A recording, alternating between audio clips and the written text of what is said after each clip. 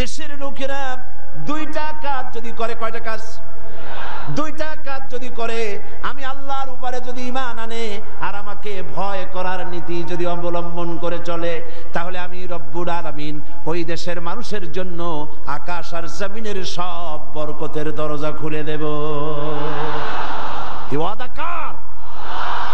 আল্লাহ কি ওয়াদা ভঙ্গ করেন? কখনো, তিনি কখনো ওয়াদা ভঙ্গ করেন না। সেই আল্লাহ পাকের, তিনি বলছেন যে আমার রিস্কের মালিক আমি, আমি তোমাদেরকে সুযোগ দিয়েছি, গভর্নমেন্ট তৈরি করো, সরকার বানাও, এবং সরকার বানায়া আমার কোরআন দিয়ে দেশ চালাও। তবে কোরআন দিয়ে যদি দেশ না চালাও, কোরআন শরীফের মধ্যে আল্লাহ অন্যত্র বলেছেন ক্ষমতা দেই, ক্ষমতা দিয়া আমি চুপ বুঝে বসে থাকি না। আল্লাহ কি ঘুমান? বলেন আল্লাহ কি ঘুমান? হযরত মুসা আলাইহিস সালাম একদিন আল্লাহরে বলেন, আল্লাহ তুমি নাকি ঘুমাও না? আল্লাহ পাক বলেন, অবশ্যই ঘুমাই না। তোমার বিশ্বাস হয় না? কয় আল্লাহ অবশ্যই বিশ্বাস হয়, তবে বুঝি না, আমার বুঝে আসে না। তো যখন তুমি বিশ্বাস করো, বুঝে যখন আসে না, তাহলে আমি বুঝাই দেব। বিশ্বাস না করলেই তো সর্বনাশ, বিশ্বাস না করলে কি সর্বনাশ। ইব্রাহিম আলাইহিস সালাম আল্লাহরে বলছিলেন, রব্বি আরিনি কাইফা তুহিয়াল মাউতা, আয় আল্লাহ তুমি মরারে জিন্দা বানাও কেমনে? আল্লাহ কয় আওয়ালাম তুমিন, বিশ্বাস করো না? হযরত ইব্রাহিম আলাইহিস সালাম বললেন বালা। তিনি নাম বলতে পারতেন, নাম মানে হ্যাঁ, আর বালা মানে, দুটো শব্দের অর্থ একরকম না, যদিও ব্যবহারিক পদ্ধতিতে বিভিন্ন জায়গায় দুটো একই অর্থে ব্যবহার হয়, কিন্তু আর্থিক দিক থেকে অর্থাৎ পারিভাষিক দিক থেকে দুটো অর্থে ব্যবহার হয়। হযরত ইব্রাহিম বলতে পারতেন বিশ্বাস করিয়া, নাম। তিনি নাম বললেন না। আল্লাহ বললেন আওয়ালাম তুমিন, বিশ্বাস করো না? জবাবে আমার জাতির পিতা, কে বললেন? আমার জাতির পিতা। চিল্লায় কোন কে? আমার জাতির পিতার নাম কি? আমার জাতির পিতা বললেন বালা। এর অর্থ কি? হয় নট, কেন নয়, অবশ্যই বিশ্বাস করি।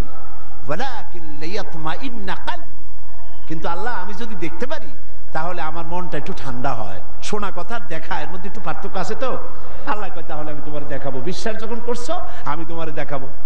মুসা আলাইহিস সালাম কয় আল্লাহ তুমি নাকি ঘুমাও না? কয় ঘুমাই তো না। তুমি বিশ্বাস করো না? কয় করি। বুঝি না। কয় তাহলে বুঝাই, এক গ্লাস পানি নিয়ে আসো। মুসা আলাইহিস সালাম এক গ্লাস পানি নিয়ে আসলেন। আল্লাহ কয় দাঁড়াই থাকো। গ্লাস একটা নিয়ে মুসা আলাইহিস সালাম দাঁড়ায় আছেন। আল্লাহ মুসারে হুকুম করলেন গ্লাস নিয়ে দাঁড়াও, আর ঘুমেরে কইলেন মুসারে ধর। ঘুম এসে মুসা আলাইহিস সালামের ধরছে।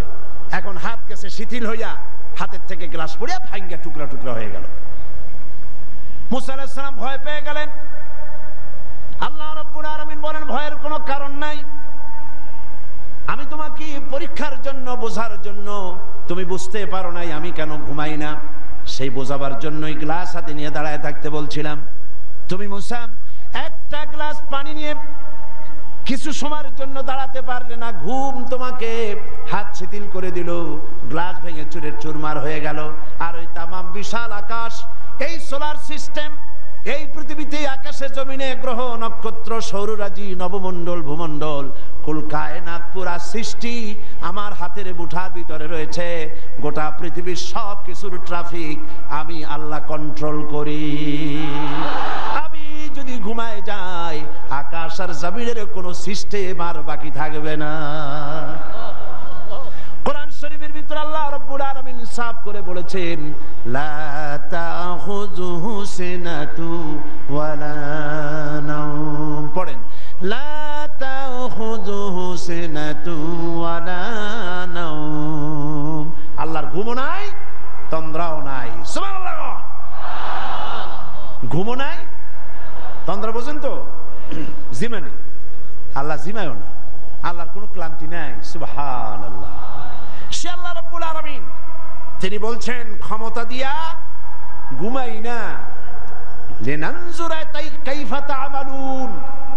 ক্ষমতা দিয়ে লিনানজুরা কাইফা তা'মালুন, তাকায়া থাকি তুমি তোমার জনগণের সাথে কি আচরণ করো। জনগণের ভাগ্য বদলাও না দলের ভাগ্য বদলাও, তাকাইয়া দেখি। সেই আল্লাহ পাক, সে আল্লাহ পাক আগের মতো আছেন না উল্টো পাল্টা হয়ে গেছে? আছে কিনা? আয়াতুল কুরসির ভিতরে আমরা কি? আল্লাহু লা ইলাহা ইল্লা হুয়াল হাইয়ুল কাইয়্যুম। আল্লাহ ছাড়া কোনো ইলাহ নাই, তিনি চিরজাগ্রত, তিনি চিরঞ্জীব। যেমন ছিলেন তেমন আছেন, তেমন সুবহানাল্লাহ। এখন আল্লাহ পাক কি বলছেন? উদখুলু ফিস সিলমি কাফা। যারা ঈমান আনছো, আমরা ঈমান আনছি কিনা? আচ্ছা, আমি একটু ঈমানদারদের সংখ্যাটা দেখি, কতজন ঈমান আনছি। আলহামদুলিল্লাহ। হাত নামান, হাত নামান, হাত নামান। আমরা সবাই ঈমানদার, আমরা সবাই কি? তো ঈমানদারদেরকে আল্লাহ পাক বলছেন উদখুলু ফিস সিলমি, পরিপূর্ণরূপে দাখিল হয়ে যাও। কিসের মধ্যে? সিলমের মধ্যে। আত্মসমর্পণ করো, সারেন্ডার্ড হয়ে যাও। আমাদের জাতির পিতা হযরত ইব্রাহিম আলাইহিস সালামকে আল্লাহ রাব্বুল আলামিন অর্ডার করলেন আসলিম, সারেন্ডার করো। আসলিম, সারেন্ডার করো। কাকে বললেন? জাতির পিতাকে। কাকে বললেন? জাতির পিতা হওয়া এত সোজা নয়।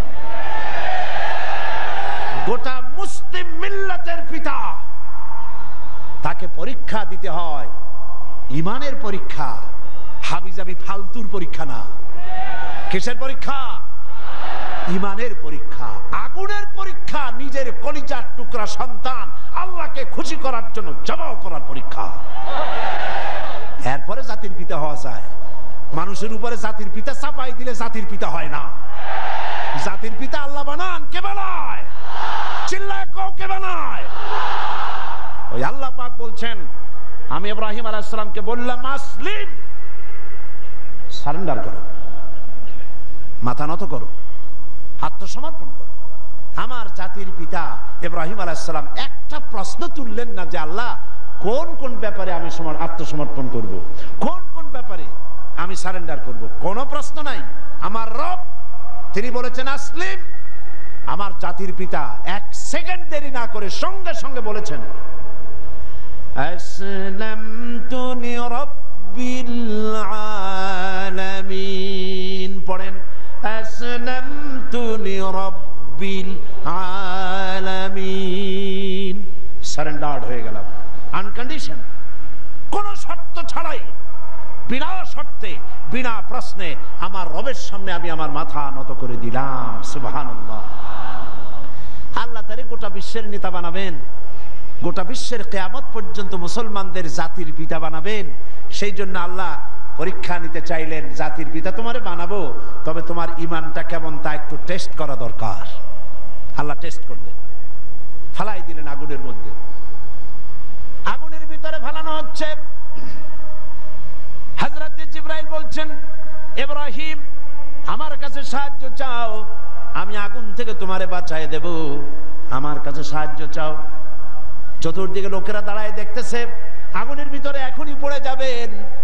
কোন মানুষ এমন আছে এইভাবে করে আগুনে সহজে পড়তে পারে, যিনি জানেন আমি পুড়ে যাব, ওনার পরিণতি কি হবে, আগুনে পড়বেন কি পড়বেন না, তা তো ইব্রাহিম আলাইহিস সালামের জানা ছিল না, ঠিক কিনা?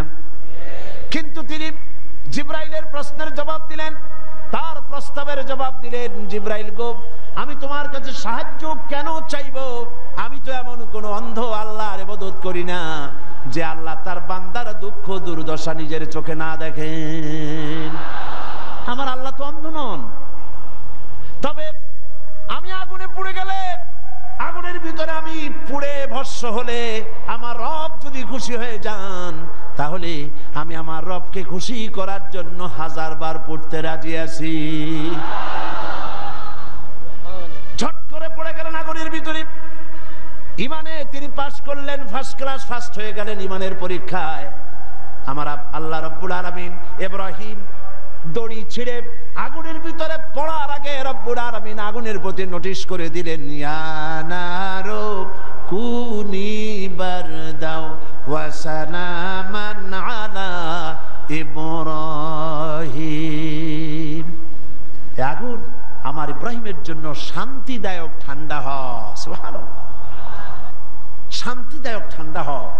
এমন ঠান্ডা হইল, আগুন তো জ্বলতেছে, কিন্তু ইব্রাহিমের বসন্ত দূরের কথা, গায়ের জামাও পড়ে নাই। সুবহানাল্লাহ। এ হলো জাতির পিতা, ইমানের পরীক্ষা। তিনি বলেছেন আসলামতু লিরাব্বিল আলামিন, আমি আমার প্রভুর সামনে মাথা নত করে দিলাম। আল্লাহ আবার পরীক্ষা করলেন, এক পরীক্ষা হলো না, পৃথিবীবাসীর সামনে তোমাকে দেখাতে হবে যে তুমি সত্যি জাতির পিতা হওয়ার যোগ্য। সুবহানাল্লাহ। সবেমাত্র 80 বছর বয়সের সময় ছেলে হয়েছে হযরত ইসমাইল। আল্লাহ রাব্বুল আলামিন অর্ডার করলেন, চলে যাও, এই নবজাতক সন্তান আর তার মাকে নিয়ে মরুভূমির ভিতরে রেখে আসো। কি কত বড় মারাত্মক অর্ডার! সারা জীবনের শেষ প্রান্তে এসে একটি মাত্র কলিজার টুকরা সন্তান পেয়েছেন, বউ আর বাচ্চা সুদ্ধা ফেলে আসতে হবে মরুভূমির মধ্যে। আশ্চর্য কথা। কোনো প্রশ্ন করেন নাই যে আল্লাহ নিষ্ঠুর ওয়াদাটা, এই অর্ডারটা আমারে কেন তুমি করলা? আমার উপরে এত বড় কঠিন পরীক্ষা, এ তো আগুনের পরীক্ষার চাইতে আরো মারাত্মক। আমি আমার বাচ্চাকে কেমনে মরুভূমিতে বানায় রেখে আসবো? কোন প্রশ্ন করেন নাই।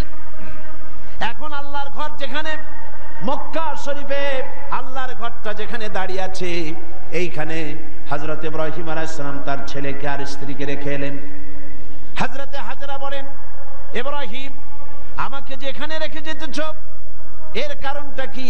আমি কি অপরাধ করেছি কোন কারণে আমার নবজাতক সন্তান শুদ্ধ এখানে তুমি রেখে যেতেছ?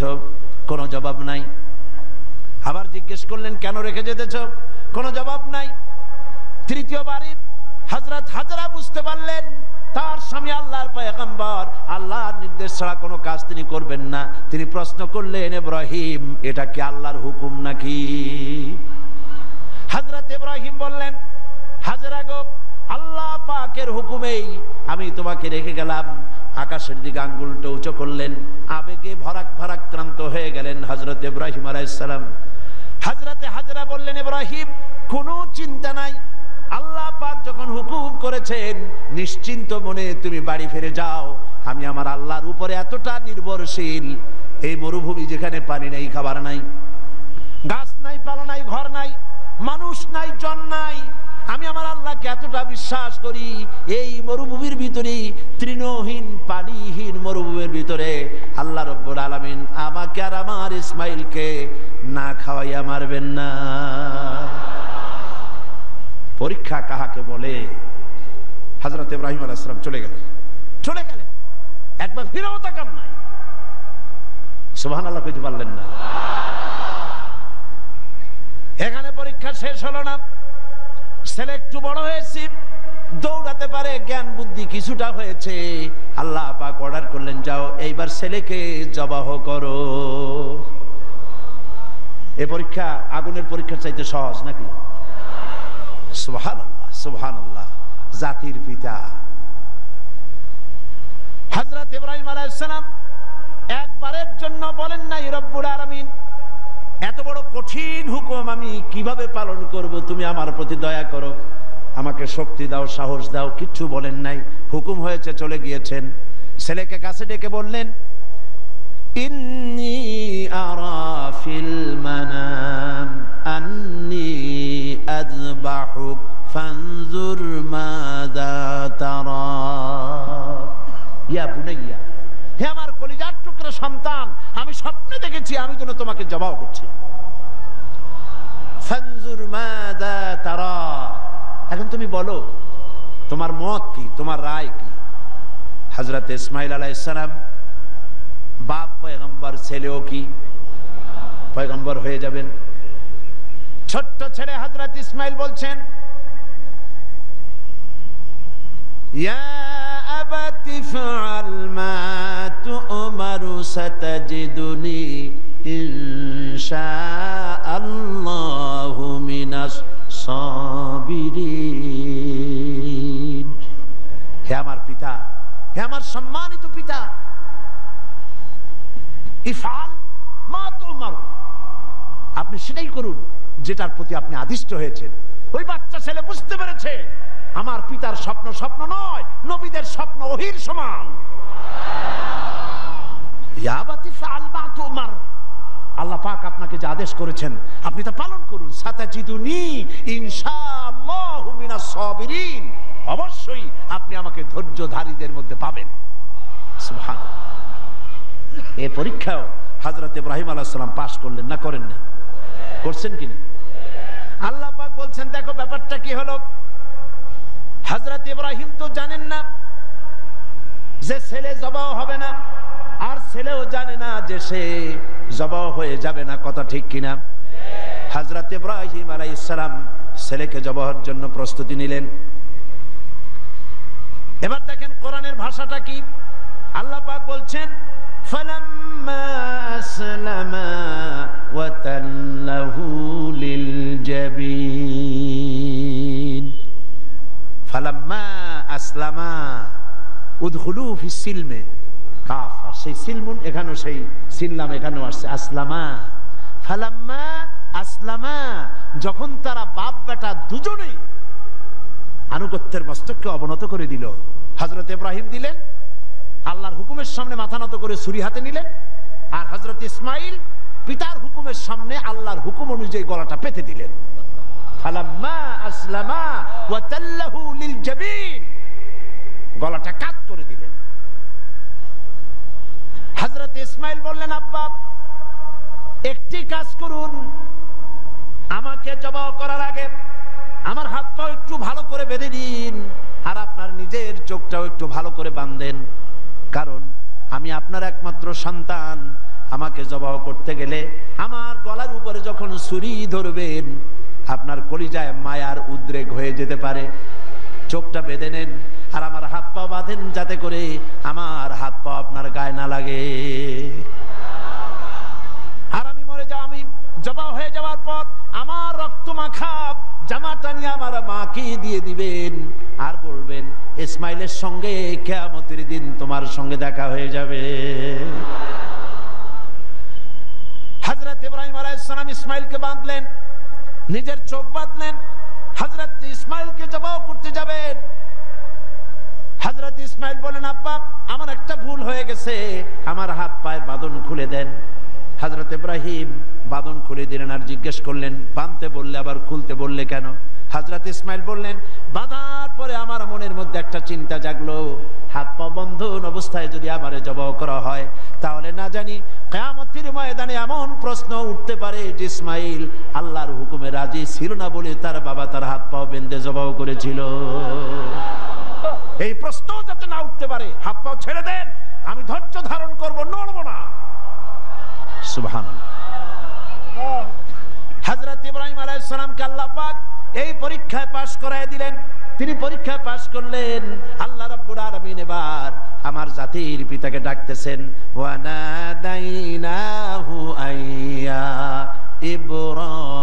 ইব্রাহিম قد صدقت الرؤيا إنا كذلك نجزي المحسنين وناديناه أن يا إبراهيم আমি ইব্রাহিমকে ডেকে বললাম, ও ইব্রাহিম قد صدقت الرؤيا, তুমি তোমার স্বপ্নকে বাস্তবে রূপ দিয়েছো। সুবহানাল্লাহ। স্বপ্নকে বাস্তবে রূপ দিয়েছো। ইন্না কাযালিকা নাজজিল মুহসিনিন, এইভাবে মুহসিনিনদেরকে আমি পুরস্কৃত করে থাকি দুনিয়া এবং আখিরাতে। হযরত ইব্রাহিমের নাম যতদিন পর্যন্ত সূর্য পূর্ব দিগন্ত থেকে উদিত হবে আর পশ্চিম দিগন্তে অস্তমিত হওয়ার এই ধারা যতদিন প্রবাহিত থাকবে, যতদিন এই পরিক্রমা জারি থাকবে, ততদিন পর্যন্ত পৃথিবীর জাতি ধর্ম দল মত নির্বিশেষে সকল মানুষের মুখে উচ্চারিত হবে ইব্রাহিম আলাইহিস সালাম, সালামুন আলা ইব্রাহিম। সুবহান। কারণটা হচ্ছে আল্লাহ পাক বলেছিলেন আসলিম, ইব্রাহিম আলাইহিস সালাম বলেন আসলামতু লিরাব্বিল আলামিন, আমি আমার প্রভুর সামনে আমার মাথাকে নত করে দিলাম। এটাই মুসলমানের কাজ। মুসলমানকে আল্লাহ পাক শেখাচ্ছেন, কুল ইন্না সালাতি ওয়া নুসুকি ওয়া মাহইয়ায়া ওয়া মামাতি লিল্লাহি রাব্বিল আলামিন। পড়েন আমার সাথে, কুল ইন্না সালাতি ওয়া নুসুকি ওয়া মাহইয়ায়া ওয়া মামাতি লিল্লাহি রাব্বিল আলামিন। আল্লাহ পাক বলেন বলো, কাদেরকে বলতেছেন? আমাদেরকে। কাদেরকে? বলো বলো। ইন্না সালাতি, নিশ্চয়ই আমার নামাজ, ওয়া নুসুকি, আমার কুরবানি, ওয়া মাহইয়ায়া, আমার বেঁচে থাকা, ওয়া মামাতি, আর আমার মরে যাওয়া, কার জন্য? লিল্লাহি রাব্বিল আলামিন। সবকিছু পরওয়ারদিগার, তামাম বিশ্বের, তামাম জাহানের পালনেওয়ালা রব, তার জন্য আমার বেঁচে থাকা, আমার মরে যাওয়া, আমার নামাজ, আমার কুরবানি সব কার জন্য? চিল্লায় কোন কার জন্য? আল্লাহ পাকের জন্য। এই কথাই আল্লাহ পাক বলছেন, উদখুলু ফিস সিলমি কাফা, পরিপূর্ণরূপে ইসলামের মধ্যে দাখিল হয়ে যাও। একটু আধটু না। রাজনীতিতে তুমি রাজনীতিতে যাবা আমেরিকার দিকে, গণতন্ত্রের দিক থেকে যাবা আমেরিকার দিকে, রাজনীতির দিক থেকে যাবে তুমি ব্রিটিশের দিকে, সংস্কৃতির দিক থেকে যাবা তুমি শান্তিনিকেতন, তুমি যাবা দিল্লি, গয়া, কাশী। এর নাম মুসলমান না, এগুলোর নাম মুনাফিক। এগুলোর নাম কি? যারা বলেন নাম কি? তোমাকে যেতে হবে মক্কা মদিনা হতে হবে। কোন পন্থী? মক্কা মদিনা পন্থী হতে হবে। উদখুলু ফিস সিলমি কাফা, পরিপূর্ণরূপে ইসলামের মধ্যে দাখিল হয়ে যাও।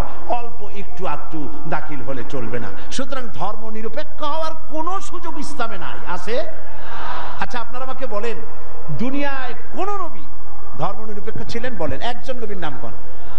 একজন নবীর নাম এই বিশাল জনসমুদ্রের কাছে আমি জানতে চাই। একজন নবীর নাম বলুন যিনি ধর্ম নিরপেক্ষ ছিলেন। জি নাই। একজন সাহাবীর নাম বলতে পারবেন?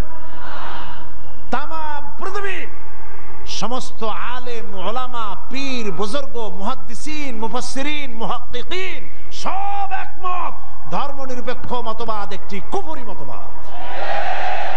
এই মতবাদ আল্লাহর নয়, এটা শয়তানের তৈরি। এটা কার তৈরি? আর ইসলামটা কার? আল্লাহর। ধর্ম নিরপেক্ষতা কার? ধর্মের ব্যাপারে নিরপেক্ষ আপনি হতে পারেন না। নিরপেক্ষতাও একটা পক্ষ, নিরপেক্ষতাও একটা পক্ষ। ওরা সরাসরি বলে না, সাহস নাই সেই জন্য বলে না। কি বলে না? ঠিক তো আন্দাজে কইলেন, আগে না শুনবেন। সরাসরি বলে না, কারণ এদেশে মুসলমান বেশি, সেই জন্য সরাসরি বলে না আল্লাহ নাই। ওইটা বলতে পারে না। বলে যে আল্লাহ আছে, তবে তাদের জায়গাটা একটু সীমাবদ্ধ। কোথায়? এই জাতীয় মসজিদ বাইতুল মুকাররম, তাও তার পাশে যে ফাউন্ডেশন আছে ও দূর আর যাবে না। বাইতুল মুকাররম মসজিদ, অন্যান্য মসজিদগুলি, মসজিদ, খানকা, মাদ্রাসা, এতিমখানা, এর মধ্যে আল্লাহ এবং রসুলকে রাখা হয়েছে। আর বাকি আমার জীবনের বিস্তীর্ণ অঙ্গনে অর্থনীতি, সমাজনীতি, রাজনীতি, স্বরাষ্ট্রনীতি, পররাষ্ট্রনীতি, আমার সেক্রেটারিয়েট, আমার ক্যান্টনমেন্ট, আমার পার্লামেন্ট, এসব জায়গাগুলি আল্লাহর উপরে 140 ভোট করা হয়েছে। রসুলের প্রতি 140 ভোট চালু করা হয়েছে। এখানে 144 ধারা, আল্লাহও ঢুকতে পারবে না, রসুলও ঢুকতে পারবে না। আল্লাহ রসুলকে দুইটা ভাগ করা হয়েছে। আমার নামাজ, রোজা, হজ, যাকাত আল্লাহর কথা মতো, আর আমার অর্থনীতি, সমাজনীতি, রাজনীতি এগুলি হবে আমার নিজের চিন্তা মতো। এই চিন্তা যারা করেন তারা মুসলমান নন, মুসলমান নন, মুসলমান নন, অবশ্যই মুনাফিক। অবশ্যই কি? এবার দেখেন আল্লাহ কি বলেন। আমরা তো আন্দাজে কথা বলি না। আমরা কি আন্দাজে কথা বলি? আমাদের দলিল কি? জোরে কর না, দলিল কি? আমার নবী বলেছেন, মান ক্বালা বিহি সাদাকা, আমার কোরআন, আমার আল্লাহর কোরআন দিয়া যারা কথা বলে, মান ক্বালা বিহি সাদাকা, কোরআন দিয়ে যারা কথা বলে তারাই সত্য কথা বলে। কারণ কোরআন হলো আল্লাহর কিতাব। ওয়ামান আসদাকু মিনাল্লাহি কিলা, আল্লাহর চাইতে সত্যবাদী আর কে হতে পারে? আল্লাহ পাক বলছেন, আফাতুমিনুনা বিবাদিল কিতাবি ওয়া তাকফুরুনা বিবাদ, তোমরা আল্লাহ পাকের কিছু কথাকে মানবে আর কিছুকে করবে অস্বীকার। এটাই তো ধর্মনিরপেক্ষতাবাদীদের কাজ, ঠিক কিনা? তারা নামাজ, রোজা, হজ, যাকাত করে কার কথা মতো? বলেন না, কার কথা মতো? কিন্তু অর্থনীতি, সমাজনীতি, রাজনীতি এগুলি আল্লাহর কথা মতো করে না। বরং এই কথাগুলি যদি কেউ বলে যে ধর্ম, রাজনীতি, অর্থনীতি, সমাজনীতি, ইলেকশন, ভোট, নির্বাচন, স্লোগান, সমাবেশ সব হতে হবে আল্লাহর কোরআন অনুযায়ী, তাহলে ওরা বলে এরা হচ্ছে মৌলবাদী, এরা হচ্ছে মৌলবাদী। আর এই কথাগুলি প্রচার করার জন্য তাদের পত্রিকার অভাব নাই। আছে? আজকে আমার সামনে এই মাহফিলে হাজার হাজার লোক আছে, কিন্তু টেলিভিশনের সামনে আছে কোটি কোটি মানুষ, ঠিক কিনা? পত্রিকা 2-4টা পত্রিকা আছে বাংলাদেশে যেগুলি আল্লাহর কথা, ইসলামের কথা মহব্বতের সাথে জীবনের বিনিময়, জীবনের ঝুঁকি নিয়ে পত্রিকায় তারা প্রকাশ করে, ঠিক কিনা? বাকি শত শত পত্রিকা ঝড়ের গতিতে, টর্নেডোর গতিতে ইসলামের সাথে বিরোধিতা করছে কি না করছে না? করছে কি না? করছে। এবং এরাই ধর্মনিরপেক্ষতাকে বাঁচায় রাখার জন্য এক শ্রেণীর বুদ্ধিজীবী কবি সাহিত্যিক তৈরি করেছে এবং পত্রিকাগুলি এদেরকে বাঁচায় রাখে, আর ইসলামের সাথে করে চরম কি বিরোধিতা। দেখেন, এইখানে আমি আসার সাথে সাথে একটা প্রশ্ন আমার কাছে আসলো, একটা প্রশ্ন আসলো। প্রশ্নটা হচ্ছে, সে লোক বলেছে যে ওয়াজ মাহফিলের আমাদের সমাজে এক শ্রেণীর লোক আছে যারা এই বলে জনগণকে বিভ্রান্ত করছে যে সাইদি সাহেব এবং অন্যান্য বিখ্যাত আলেমগণ ওয়াজ মাহফিলের মাধ্যমে প্রচুর অর্থ উপার্জন করছে। এই সকল লোকদের প্রশ্ন হলো, আলেমগণ নবী ওনার নাজিলকৃত কোরআনের আলোচনার বিনিময়ে কোনো অর্থ উপার্জন করছেন কেন? এই প্রশ্নটির সৃষ্টি হয়েছে কদিন আগে একটি পত্রিকা, ভারতের টাকায় পরিচালিত, আমি নাম বলবো না। আমি তখন কুমিল্লা মাহফিল করতেছি। তারা লিখেছে 3 রাত্র তিনি সেখানে বক্তৃতা করবেন, সন্ধ্যা থেকে ফজর পর্যন্ত ওয়াজ ফরমাইবেন। আমি তো জীবনেও সন্ধ্যা থেকে ফজর পর্যন্ত ওয়াজ ফরমাই নেই কোথাও। তারপরে প্রতিদিন 25,001 টাকা করে নেবেন, 3 রাত্রে 75,003 টাকা তিনি সেখান থেকে গ্রহণ করবেন, পত্রিকায় এসেছে। পরের দিন সেই কমিটি মাহফিলে দাঁড়ায় এর প্রতিবাদ করলো, ঘৃণা জানালো যে কোনোদিন আমরা ওনাকে ধরনের পয়সা করি দেই নেই। জিন্দেগিতে মানুষের সঙ্গে কন্ট্যাক্ট করে চুক্তি করে আমি সাইদি টাকা নিয়েছি, এর প্রমাণ কোন মায়ের সন্তান বাংলাদেশ তো দূরের কথা তামাম পৃথিবীতে কেউ দিতে পারবে না। পত্রিকাগুলি এগুলি ছেপে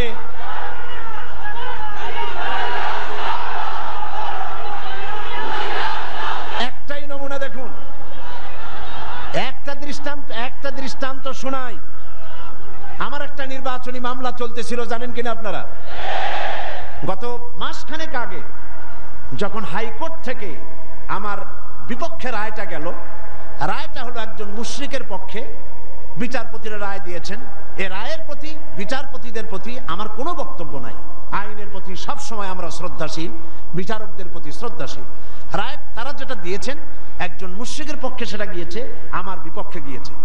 এমন কোন পত্রিকা সেদিন ছিল না, পরের দিন প্রত্যেকটি পত্রিকার ব্যানার হেডলাইনে এত বড় অক্ষর দিয়ে লিখেছে সাইদি আর এমপি নাই, তিনি কুপকার। কিন্তু গতকাল বাংলাদেশ সুপ্রিম কোর্ট এই কেসে হাইকোর্টের রায়কে স্থগিত ঘোষণা করে দিল, স্টে অর্ডার দিয়ে দিল। রায়টা আমার পক্ষে এসেছে, সেই জন্য বাংলাদেশের 2-1টা পত্রিকা ছাড়া কোন পত্রিকায় কোনো জায়গা হয় না। এগুলি প্রমাণ, এদের কলিজা চলে। আজকের এই মাহফিলের এই দৃশ্য দেখে কলিজায় আগুন লেগে যায়, ওদের আগুন লাগুক।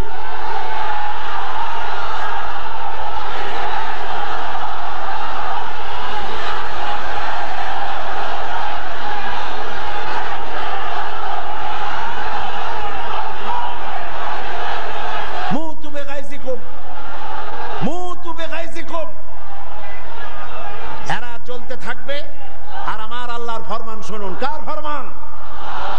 ইউরিদুনা লিইউতফিউ নূরাল্লাহি বিআফওয়াহিহিম ওয়াল্লাহু মুতিম্মু নূরিহি ওয়ালাউ কারিহাল কাফিরুন। আল্লাহ পাক বলেন, ওরা চায় মুখের ফু দিয়া আমার আলোকে নির্বাপিত করে দেবে, আমার আলোটারে দুনিয়া থেকে নিভাইয়ে দেবে। আল্লাহ পাক বলেন, ওদের মনের মধ্যে যত জ্বালা পোড়া হোক না কেন, আমার দিনকে আমি, আমার দিনের আলোকে আমি প্রজ্বলিত করে রাখবো, এটাকে আমি পূর্ণতা দান করব। ওদের কলজে যত পুড়ুক, জ্বলতে থাকো, পুড়তে থাকো। তোমাদের চোখের সামনেই এই বাংলাদেশের একদিন আসবে যেদিন তোমাদের নাকের ডগার উপর দিয়ে কালেমার পতাকা করে উঠবে, ইনশাআল্লাহ। বলেন ইনশাআল্লাহ। বলেন ইনশাআল্লাহ। এবার বিশ্বকবি কি বলেন শোনেন। বিশ্বকবি আল্লামা ইকবাল বলেন, সতীজা কর রহা হ্যায় अज़ल से ताइम रोज, सतीजा कर रहा है अज़ल से ताइम रोज, चरागे मुस्तफावी से शरारे बुलहबीस। সে আবামান কাল থেকে শুরু করে পর্যন্ত নমরুদ, ফেরাউন, হামান, সাদ্দাত, আবু জাহেলের গোষ্ঠীরা নবুয়তের চারাগকে নিভায়ে ফেলতে চেয়েছে, কিন্তু তাদের হাজারো প্রচেষ্টা সত্ত্বে চারাগে মুস্তাফাবি রাসূল করিম সাল্লাল্লাহু আলাইহি ওয়াসাল্লামের জ্বালানো চারাগটা টিম টিম করে জ্বলতে রয়েছে। টর্নেডো, গর্কি এবং ঝড়ো হাওয়ার মোকাবেলা করে জ্বলতে থাকবে ইলা ইয়াউমিল কিয়ামা। কেউ ঠেকাতে পারবে না। পারবে কেউ ঠেকাতে? কেউ ঠেকাতে পারবে না। সুতরাং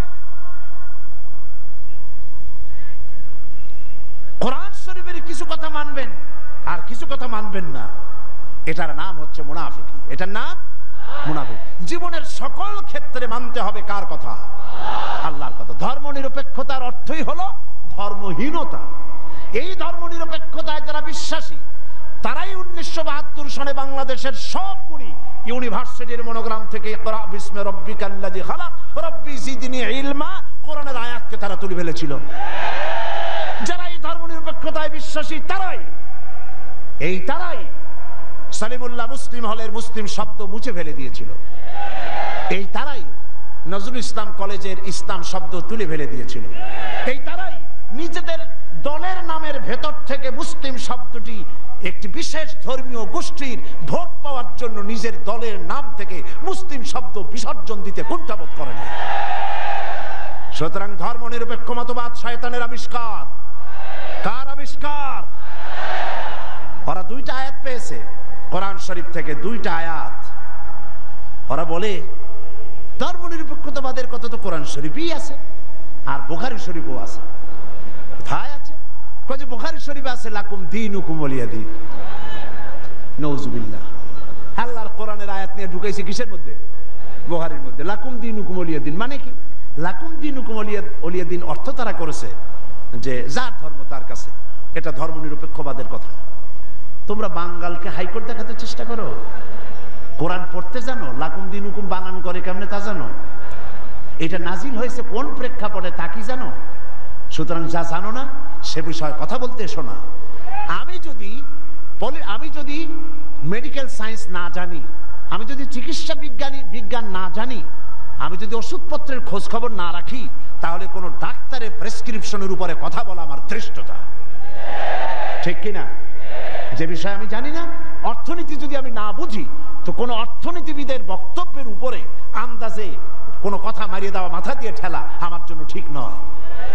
তো তুমি ধর্ম জানো না, তুমি কোরআন জিন্দেগিতে পড়ো নাই, কোরআন বানান করে কেমনে তাও জানো না, সূরা ফাতিহাও শুদ্ধ করে পড়তে পারো না, লাকুম দীনুকুম শুনাই দিলে মানুষেরে, আর সাধারণ মানুষ মনে করলো মাশাআল্লাহ আমাদের নেতা নেত্রী তো বুখারীও পড়ে দেখা যায়। লাকুম দীনুকুম ওয়ালিয়া দীন প্রেক্ষাপট কি? কাফেরেরা বলেছিলেন হে রাসূল, কাফেরেরা বলছেন কুরাইশ নেতৃবৃন্দ, হে রাসূল, হে মুহাম্মদ সাল্লাল্লাহু আলাইহি ওয়াসাল্লাম, আসো ধর্ম আমরা 50-50 করে ভাগাভাগি করে নিই। এইরকমের করে ঝগড়া ভাগড়া করে কোনো লাভ নাই, আসো আমরা 50-50 করি। বলে কিরকম? বলে কিছুদিন আমরা মসজিদে ঢুকে তোমার আল্লাহরে দুই একটা সেজদা দেব, আর তুমি কিছুদিন আমাদের মূর্তিগুলোর সামনে এসে একটু প্রণাম দিয়ে যাইও।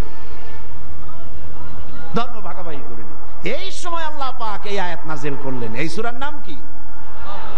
আল্লাহ রাব্বুল আলামিন ওহী নাজিল করে দিলেন, কুল ইয়া আইয়ুহাল কাফিরুন লা আ'বুদু মা তা'বুদুন।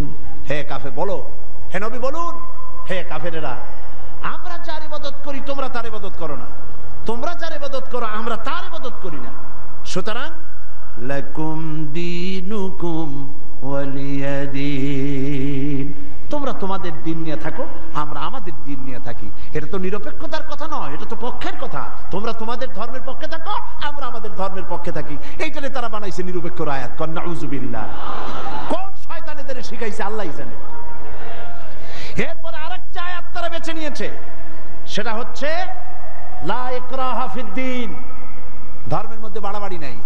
নামাজও পড়ে না জীবনে, ওদের সে লোকই বক্তৃতা করে কোরআনের আয়াত দিয়া। লা ইকরাহা ফিদ্দিন, সুবিধাবাদ জিন্দাবাদ। লা ইকরাহা ফিদ্দিন মানে কি? ধর্মের ব্যাপারে বাড়াবাড়ি নাই। সেটা কি?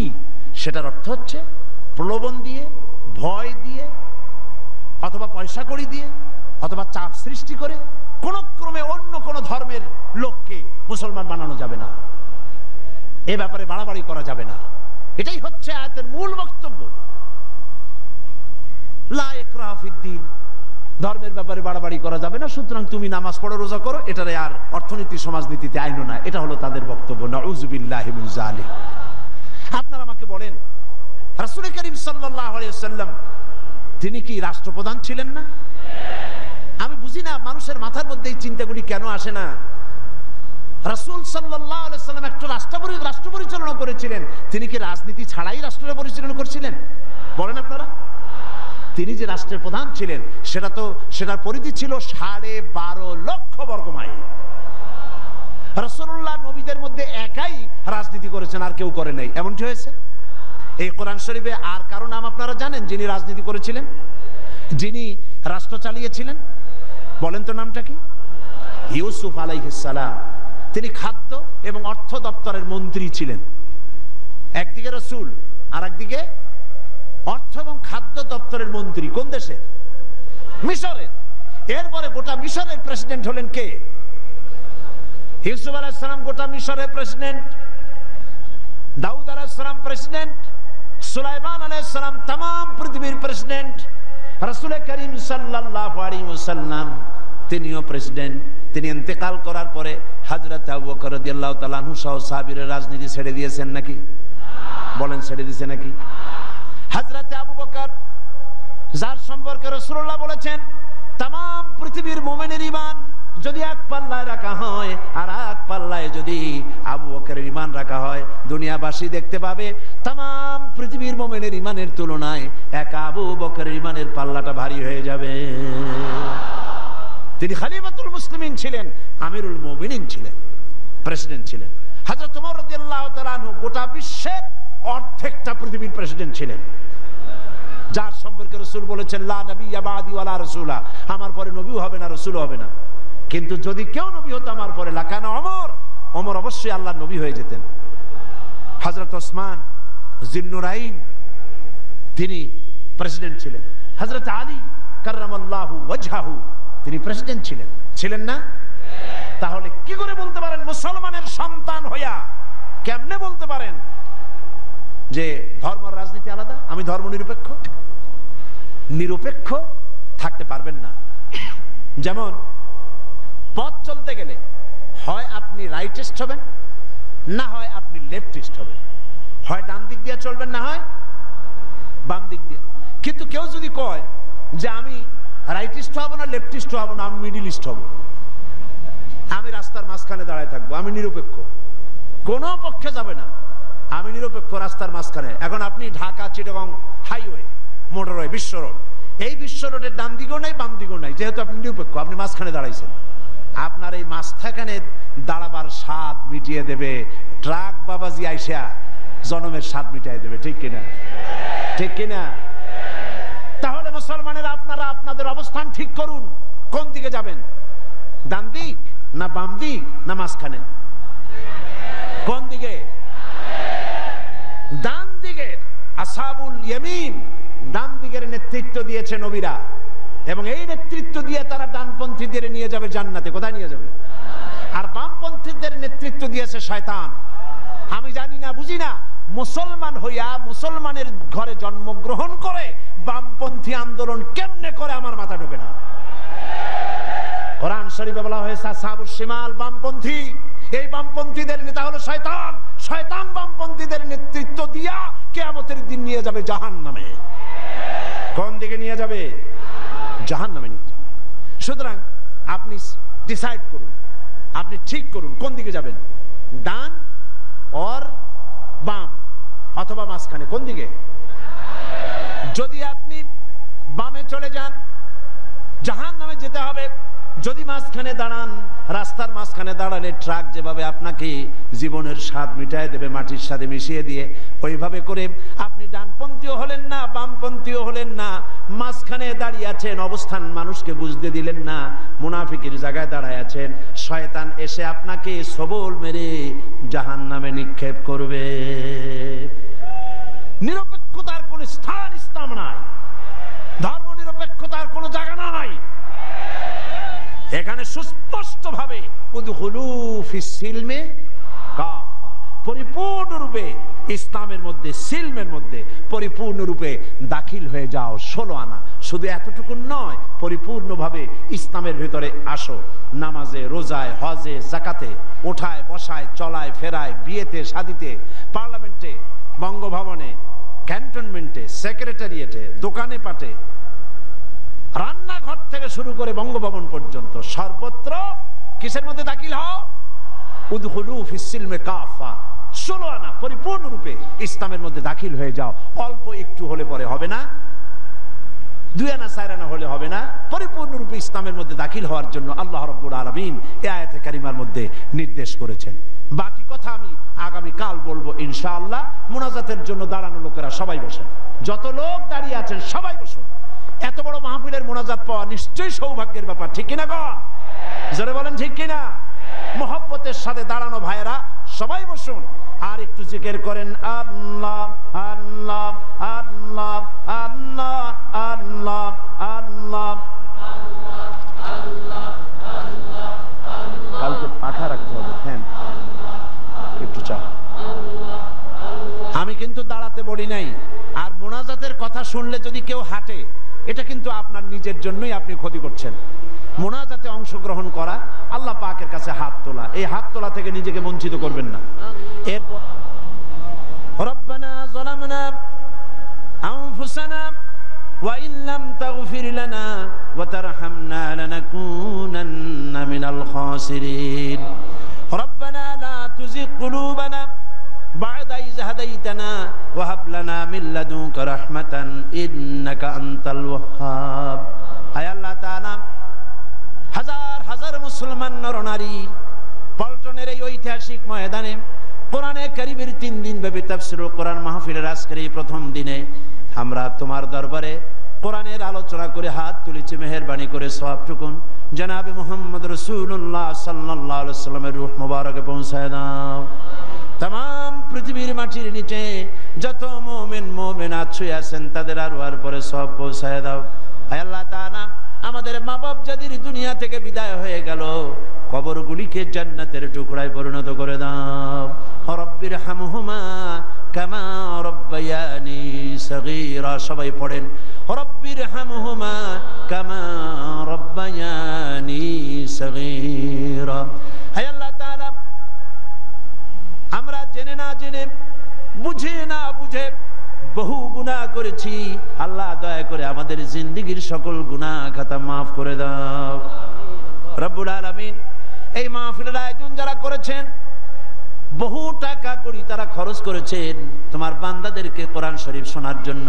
আল্লাহ তুমি দয়া করে মেহেরবানি করে খিলগা পাঠাগার যে কষ্টটা করলো, পরিশ্রম করেছে, ঋণগ্রস্ত হয়েছে, এই ঋণ যেন থাকে না। তোমার বান্দাদের, বান্দা বান্দীদের দিলের মধ্যে মহব্বত পয়দা করে দিও। সকলে আর্থিক সহযোগিতা করে যেন পাঠাগারকে ঋণ মুক্ত করে দেয়।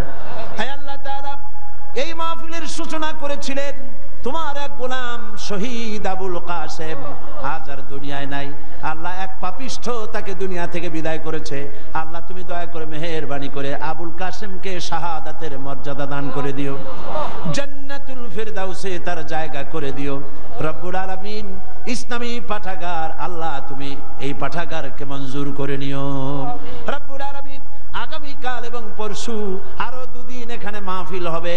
আল্লাহ তুমি দয়া করে 2 দিন মাহফিলকে তোমার কুদরত দিয়ে তুমি পরিচালনা করে দিও রব্বুল আলামিন। অনেকেই দোয়া চেয়েছে, কোরআনের মাহফিল সকলের মনের আশা, দোয়া করলেই কবুল হয়ে যাবে, চাইলে কবুল হবে, এই মনের আশা নিয়ে এসেছে।